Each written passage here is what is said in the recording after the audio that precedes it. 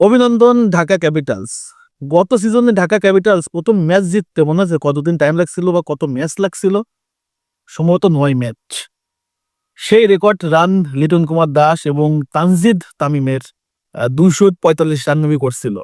Liton century করছিল, Tanzid Tamim century করছিল, এটা বৃহৎ রান করে দেন ঢাকা প্রথম জয় পায়। বাট এই সিজনের ২০২৫-২৬ বিপিএল এর প্রথম ম্যাচে ঢাকা জয় পেল কাদের সাথে? রাজশাহীর সাথে, যে রাজশাহী গতকালকে ১৯০ চেস করছে। Fantastic win by Dhaka Capitals, fantastic.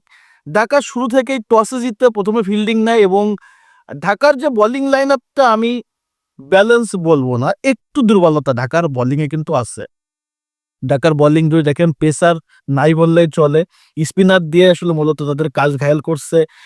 সেখানে আমরা দেখছি ইমাদ ওয়াসিম ৩টা উইকেট পাইছে, নাসির হোসেন উইকেট পাইছে, মূলত যারা যারা বল করছে সবাই মোটামুটি উইকেট পাইছে।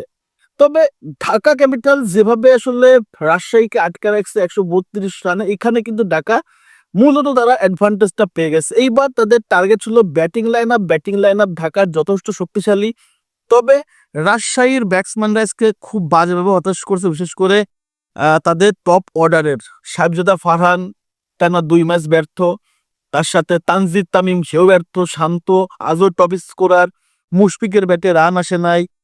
শেষ সময় দেখছি মোহাম্মদ নেওয়াজের ব্যাটে একটু রান দিয়ে মোটামুটি ১৩২ কাভার করার চেষ্টা করছে, একটা ফাইট দেওয়ার চেষ্টা করছে। কিন্তু ঢাকা ক্যাপিটালস তারা একদম ৫ উইকেটে জয়। তবে ঢাকার কিন্তু টপ অর্ডাররাও বেশি ভালো করতে পারে নাই। ওসমান খান বলেন ভালো করতে পারে নাই, মিঠুন ভালো করতে পারে নাই, নাসিরের উপর একটা টার্গেট ছিল, সেও কিন্তু ভালো করতে পারে না। নাসির কিন্তু আজকে ২টা উইকেট পাইছে, ২টা উইকেট পাইছে।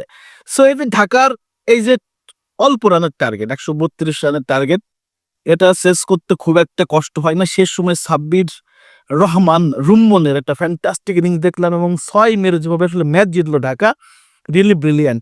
আমার কাছে মনে হতেছে এইবারে ঢাকা টিমটা সত্যি কথা বলতে খুবই ব্যালেন্স, যেখানে এই সিজনের সবচেয়ে কড়া টিম রাজশাহী, ব্যাটিং বোলিং সব জায়গায় তারা দুর্দান্ত। সেই টিমটাকে যেভাবে আটকে রাখলো রানে এবং যেভাবে ৫ উইকেটে ১৮ ওভার এর ভিতরে জিতে গেল, বলতে হবে যে ঢাকা এবার আসলে ভালো করবে। ঢাকার ক্যাপ্টেন মিথুন, তার আসলে ব্যাটে খুব একটা রান আমরা দেখি না, তবে ঢাকার যে ব্যাটিং লাইন আপটা এটা যদি ক্যারি করতে পারে, ঢাকা কিন্তু বড় বড় রান আমরা দেখতে পাবো তাদের ব্যাট থেকে। উসমান খান যদিও অতিরিক্ত আসলে মারতে, যে এত অল্প রানে এত বেশি অ্যাগ্রেসিভ হওয়ার কোনো প্রয়োজন ছিল না, শুধু শুধু উইকেট দিয়ে চলে আসছে। তবে মামুন হচ্ছেন একটা ভালো ইনিংস খেলছে, ৪০+ রানের ইনিংস খেলছে, যদিও 50 করতে পারা নাই। তবে ঢাকাকে আসলে ১৩২ রানে আটকানো কোনোভাবে সম্ভব ছিল না। রাজশাহীর বোলাররা সেটা করতেও পারে নাই। তানজিদ তামিম ট্রাই করছে, পারে নাই। আসলে ঢাকা সত্যি কথা বলতে ফ্যান্টাস্টিক এবং এই জয়টা আমরা চাই, ঢাকার এই ব্যাটিং চাই আমরা, ঢাকার প্রত্যেকটা ম্যাচ জয় দেখতে চাই। কারণ প্রথম সিজনে তারা খুব বাজেভাবে আসলে সিজন শেষ করছে। এই সিজনে দারুণ কিছু প্লেয়ার কিনছে, দারুণ উদ্যমী টিম, এবং এই টিম নিয়ে তাদের ম্যানেজমেন্ট চমৎকারভাবে আসলে আগায় যাবে। তবে স্যাড নিউজ হচ্ছে খেলার শুরু থেকেই তাদের সহকারী কোচ জাকি আহ হচ্ছে শেষ নিঃশ্বাস ত্যাগ করছে স্ট্রোক করে, এটা হচ্ছে ব্যাড নিউজ। সর্বোপরি ঢাকা তাদের এই জয়টা আমার কাছে মনে হয় তাদের এই কোচকে আপনার হচ্ছে উৎসর্গ করবে। আজকের ম্যাচটা কেমন ছিল অবশ্যই অবশ্যই কমেন্টস করবেন। ঢাকার এই যে উইনিং রানটা কত দূর যাবে সেটা কিন্তু অবশ্যই কমেন্টস করবেন। আবারও অভিনন্দন ঢাকা ক্যাপিটালস।